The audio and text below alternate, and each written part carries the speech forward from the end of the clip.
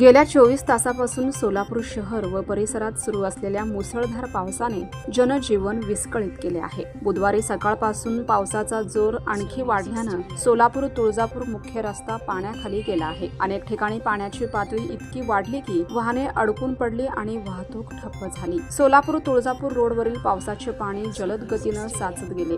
रस्त्याच्या दोन्ही बाजूंना असलेल्या नाले व गटारांची क्षमता ओलांडल्याने पाणी रस्त्यावर ओसंडून वाहू लागलं आहे। काही ठिकाणी पाण्याची पातळी 2 ते 3 फूट पर्यंत पोहोचली। 2 चाकी आणि 4 चाकी वाहनांना पाणी फोडतच मार्गक्रमण करावे लागले। पाणी साचल्याने काही वाहनांचे इंजिन बंद पडले, परिणामी रांगा लागल्या।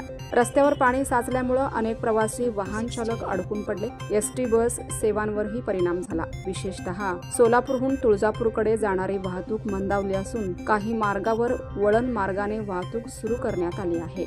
सध्या पाऊस सुरूच असून पाण्याची पातळी आणखी वाढू नये म्हणून प्रशासन सतर्क आहे। हवामान विभागाने पुढील 48 तास जोरदार पावसाचा इशारा दिल्याने नागरिकांनी सतर्क राहावं असं आवाहन करण्यात आलं आहे।